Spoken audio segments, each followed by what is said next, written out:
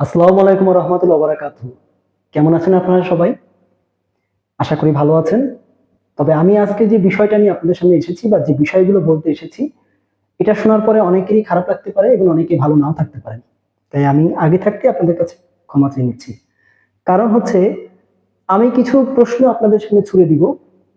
এই প্রশ্নগুলোর উত্তর আমি আপনাদেরকে দিব না। আপনারা নির্জনে নিভৃতে বসে নিজেকে নিজে উত্তর মানে দেওয়ার চেষ্টা করবেন। এই প্রশ্নগুলো নিজেকে নিজে জিজ্ঞাসা করবেন এবং দেওয়ার চেষ্টা করবেন। 10টা প্রশ্ন আমি করব। এই 10টা প্রশ্নের যদি 10টারই উত্তর আপনি পান, ঠিকঠাক উত্তর পান, তাহলে আগামী 1 বছরের ভিতরে ইনশাল্লাহ অথবা 1 থেকে 1.5 বছরের ভিতরে ইনশাল্লাহ আপনারা আল্লাহর নামে আপনারা অবশ্যই চাকরি পাবেন। আরো যদি ক্লিয়ারলি বলি, চাকরি আপনাদের পাওয়ার দরকার নাই, চাকরি আপনাদের খুঁজে নিবে ইনশাআল্লাহ।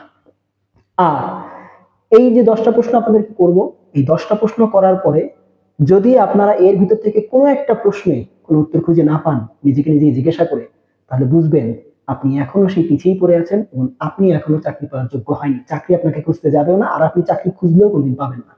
বুঝতে পেরেছেন? প্রশ্ন আরো থাকবে, বাট এই 10টা আমার কাছে মনে হলো আপনাদের জন্য সব থেকে জরুরি প্রশ্ন, যদি আপনাকে চাকরি আদায় করে নিতে হয়। বুঝতে পেরেছেন? আর একটা কথা যাওয়ার আগে, আপনারা অবশ্যই আমার নেক্সট ভিডিওটার জন্য একটু অপেক্ষা করবেন, কারণ আমি সেখানে আপনাদেরকে বলে দিব যে বিসিএস এর প্রিপারেশন নিলে কোন ধরনের কোন গ্রেডের চাকরিগুলো আপনারা ওই একই প্রিপারেশনে দিতে পারবেন, আর ব্যাংকের প্রিপারেশন নিলে কোন চাকরিগুলো জন্য মানে আপনাদের নতুন করে পড়ার দরকার নাই।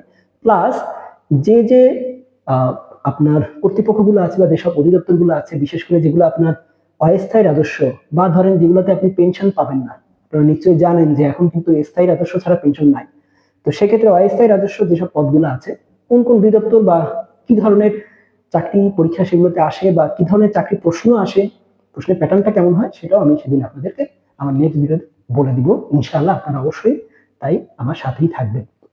তো কথা বাড়াবো না, আমি চলে যাচ্ছি আমার সেই 10টা প্রশ্নে। আশা করি 10টা প্রশ্ন আপনারা খুব মন দিয়ে শুনবেন এবং এই 10টা প্রশ্নের উত্তর নিজেরা নিজে খোঁজার চেষ্টা করবেন, একেবারে লাইট অফ করে, সবকিছু ঠান্ডা মাথায়, লাগলে একেবারে মানে চারপাশে কোনো কিচ্ছু নাই, একেবারে যখন নির্জন পরিবেশ, তখন এই 10টা প্রশ্নের উত্তর খুঁজবেন, তার আগে নয়। শুধু শুনে রাখেন, তখন খুঁজবেন। তো শুরু করি। নাম্বার 1, খুব ভালো দিয়ে মন দিয়ে শুনবেন। আপনি কি আসলেই ক্যারিয়ার নিয়ে সচেতন? নিজেকে নিজে প্রশ্ন করুন। নাম্বার 2, আপনি কি আসলেই চাকরি পাওয়ার মতো করে পড়েন? নাম্বার 3, চাকরি পেতেই হবে, তা যেভাবেই হোক, এই ধরনের ইচ্ছে পূরণে আপনার ভিতরে কি ধৈর্য এবং জিদ আদৌ আছে? নাম্বার 4, আপনার সব চলে, সব মানে সব, শুধু পড়ার টেবিলে মন চলে না, মন বসে না। আপনি নিজেই নিজের কাছে প্রশ্ন করুন, আপনি কি তাহলে আসলেই চাকরিটা ডিজার্ভ করেন? সে যে গ্রেডে আপনি চাকরি করেন না কেন, সে নাইট গার্ড থেকে শুরু করে আপনি বিসিএস ক্যাডার, যে গ্রেডই চাকরি করেন না কেন, আসলেই কি চাকরি আপনি ডিজার্ভ করেন? চাকরি আপনাকে ডিজার্ভ করে কিনা সেটা তো পরের বিষয়, আপনি ডিজার্ভ করেন কিনা। ওকে। নাম্বার 5, আপনি এই বুড়ো বয়সে এসে, মানে এই যে চাকরি পাবার বয়সে এসে পোলাপাইনের মতো এখনো কি মোবাইল টিপাটিপি করেন? এখনো কি মোবাইল আদৌ ছাড়তে পারছেন? মোবাইল কিন্তু একটা নেশা। আমি মোবাইল দিয়ে বলেছি সেই নেশা ধরনের সেই বিষয়গুলাকে, যেগুলা এই বয়সে আপনার মানা নেই, যেগুলো আপনার পোলাপানের বয়সে মানা। বুঝতে পেরেছেন? ওইসব ছাত্রী পোলাপানের মতো কি এখনো আপনি এগুলো করেন? আমার কথা শুনলে আপনাদের খারাপ লাগতে পারে, বা বাস্তব এরকম কথাবার্তা। বুঝতে পেরেছেন? আদৌ করেন কিনা? যদি করে থাকেন, এখন নিজেকে নিজে প্রশ্ন করেন সেটা আদৌ ঠিক কি বেঠিক। ওকে, উত্তর পেয়ে যাবেন। নাম্বার 6, আপনি কি বন্ধু বান্ধবের সাথে আড্ডা আর চায়ের কাপে যখন ঝড় তোলেন, তখন ইদানিং বা ধরেন চাকরি প্রিপারেশন নেওয়ার পর থেকে সেই ঝড় তোলার প্রেক্ষিত যখন ওঠে, তখন চাকরির ঝড় কি তোলেন? মানে চাকরি পেতে হবে, চাকরি পরীক্ষা এই দিতে হবে, এখানে এটা করতে হবে, এটা করবো আমরা, এ ধরনের কোনো ঝড় আদৌ কি বন্ধু বান্ধবের সাথে আড্ডার মধ্যে কি তোলেন? তুলে থাকলে এই উত্তরটা আপনি নিজে নিজে দেন। আর যদি না তুলে থাকেন, তাহলে আপনার ক্যারিয়ার কোথায়, কি হতে পারে? আর এই বন্ধু বান্ধবরা বা আপনার কেমন বন্ধু বান্ধব, সেটা নিজেকে নিজে প্রশ্ন করেন। বুঝতে পেরেছেন? বন্ধু বান্ধব থাকা ভালো। মহানবী সাল্লাল্লাহু আলাইহি ওয়াসাল্লাম খুব সুন্দর দুটো কথা বলেছেন। বন্ধু বান্ধব থাকা ভালো, কিন্তু তার সীমাবদ্ধতা থাকাও ভালো। কারণ বেশি বন্ধু বান্ধব কোনোদিনও কোনো ভালো কাজে আসে না। বুঝতে পেরেছেন? এটা তিনি বলেছেন। আরেকটা কথা তিনি বলেছেন, যদি তুমি কোনো গুরুত্বপূর্ণ কথা বলতে পারো তাহলে বলো, তা না হলে চুপ থাকো। আমি কিন্তু আজকে চুপ থাকতেছি না, কারণ আমি আপনাদের গুরুত্বপূর্ণ কথা বলতে এসেছি। নবীর সুন্নাত আমি পালন করছি, আপনারাও সেভাবে চলেন, সুন্নাত পালন করেন। আর যারা অন্য ধর্মের আছেন তারা আপনাদের ধর্ম মতে যেটা ঠিক সেটাই করেন। ওকে, আচ্ছা এখানে আরেকটু যোগ করি, এমনকি আপনারা কি কখনো বা আপনি কি কখনো কোনো গ্রুপ স্টাডি করেছেন চাকরির জন্য? এত তো আপনার বন্ধু বান্ধব, এদের মাঝখান থেকে কেউ কি হাত বাড়িয়ে দিয়েছে বা আপনি কি হাত বাড়িয়ে দিয়েছেন তাদের জন্য, যে ভাই আয় আমরা গ্রুপ স্টাডি করি, না আমাদের চাকরি হবে না? কারণ গ্রুপ স্টাডির কি মূল্য সেটা তো আপনারা খুব ভালো করে জানেন। গেল নাম্বার 7, আপনি কি কোনোদিন গোছালো ভাবে পড়াশোনা করছেন? গোছালো ভাবে, সুন্দর ভাবে, রুটিন করে, নিয়ম মাফিক পড়াশোনা করছেন? নিজেকে নিজে প্রশ্ন করুন। নাম্বার 8, আপনি কি কোনোদিন চাকরির জন্য দিক নির্দেশনার আশায় কোনো মেন্টর, কোনো বড় ভাই বা কোনো বড় আপু বা কোনো ক্যাডার বা যারা আছেন বা কোনো কোচিং যারাই আছেন তাদের কাছে বারবার দ্বারস্থ হয়েছেন? কোনোদিন হয়েছেন? যদি আপনার চাকরির ইচ্ছা থেকে থাকে তাহলে আদৌ কি কোনোদিন এটা করছেন? প্রশ্ন করুন। নাম্বার 9, আপনি কি আপনার পুরো পরিবারের সম্মান ও বটগাছ হতে কখনো চাইছেন? যদি চেয়ে থাকেন একরকম অ্যান্সার, যদি না চেয়ে থাকেন একরকম অ্যান্সার।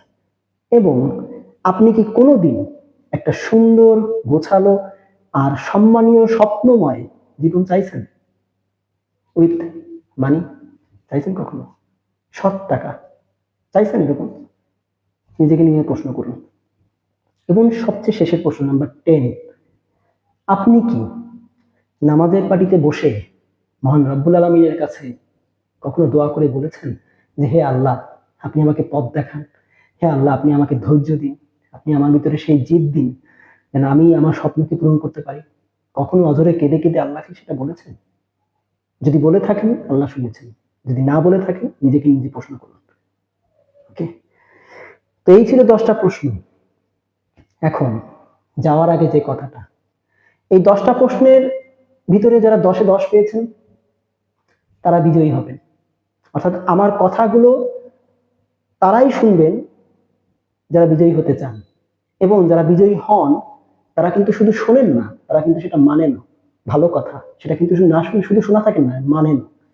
যদি আপনাদের মনে হয় এই আমি অবাগা আপনাদের সামনে আসছি, আমি তো আসলে এখন অবাগা সেজে গেছি, কি করবো বলেন, আপনাদের সামনে আসি কেন, আপনারা যদি এত ভালো কথা বলার পরে না মানেন তাহলে তো আমি অবাগাই। তা আমাকে যদি একটু ভাগ্যবান করা যায়, কারণ আপনারা ভালো করলে আমার সম্মান আসবে, আমি বলতে পারবো যে আমি এত কষ্ট করে আসি, ইউটিউবে টাকা কামাইতে আসি না, এখনো পর্যন্ত না, কোনোদিন আল্লাহ দিবেন কিনা আমি জানি না, দিলেও টাকাটা আমার কাছে ফ্যাক্ট না। কারণ আমি বহুত মানুষকে দেখেছি তারা ওই একটাই কথা ঘুরে ফিরে বলে, মানে প্রথমে শুরু করে এইভাবে, কিন্তু পরে বলে কি জানেন, আমি এখন এই কোর্স করাবো, এই টাকা দিতে হবে, এই করতে হবে, এই করতে হবে। ভাই বিশ্বাস করেন, আমি আজকে এই মুহূর্তে আপনাদের বলতেছি, আমি সারা জীবন আমি আমার চারপাশে মানুষ সবাই জানে, আপনারা জানেন না তো আপনাদের একটু বলে রাখি, আমি কখনো টাকার পিছনে ছুটি নাই, আমি সম্মানের পিছনে ছুটেছি, সারা জীবন সম্মানের পিছনে ছুটেছি। এবং আজ আমাকে সম্মান একেবারে আপন করে নিয়েছে। সম্মান আমাকে দেখলে সম্মান করে, বুঝতে পেরেছেন? আমাকে দেখলে ভালোবাসে, কারণ সম্মান জানে কাকে ভালোবাসতে হয়, তাকে সম্মান দিতে হয়। বুঝতে পেরেছেন? টাকার পিছনে আমি কোনোদিন ছুটি নিই, আমি আজও ছুটবো না। আমি কোনোদিন আপনাদেরকে কোনো পেইড কোর্সও করাবো না, কোনো কোর্সের মধ্যে আমি যাবো না। এইভাবে আসবো, যদি আপনাদের ভালো লাগে আপনারা থাকবেন, ভালো না লাগলে আমাকে টাটা বাই বাই দিয়ে দিন, আমার কোনো সমস্যা নেই। কিন্তু আমি করে যাবো, আপনার ভালো লাগলে আমার ভালো লাগতে পারে। আর যাদের আমার ভিডিওতে 10-এর ভিতরে স্কোর অনেক কম, তাদের তো আমার প্রতি রাগ হবেই। তারা ভাববেন আমি খালি খালি সময় নষ্ট করলাম, হুদাই সময় নষ্ট করলাম। ভাই তা আপনার আমার ভিডিওতে লাগলে ভিডিও হাতে ধরে ঝাড়ু এনে ঝাড়ু পিটা করেন, লাগলে আমার গালি দেন, কোনো সমস্যা নেই। কিন্তু যদি নিজের ক্যারিয়ার নিয়ে চিন্তা করেন, এই শুধু 10টা নয়, থেকে বেশি কিছু আপনাকে করতে হবে। এই 10টা প্রশ্ন উত্তর পাবে, আরো কিছু প্রশ্ন খুঁজতে হবে, সেগুলো উত্তর বের করতে হবে, যেটা আপনার ক্যারিয়ার করতে পারে। বুঝতে পেরেছেন? বিজয়ী হন, ইনশাল্লাহ দেখা হবে আপনাদের সাথে। আর যদি বিজয়ী না হতে পারেন, দেখা যে হবে না তা না, তবে সেইভাবে আমার কাছ থেকে সম্মানটা আপনারা পাবেন না। কারণ আপনারা যদি চেষ্টা করে ব্যর্থ হন, আমার কোনো সমস্যা নেই, আমি আপনাদেরকে কাছে টেনে নিব। কিন্তু যদি চেষ্টাই না করেন, আমার মনে হয় না আমার আদৌ কোনো দরকার আছে আপনাদের, বা আপনাদেরও আমাকে কোনো দরকার আছে আমার মনে হয় না।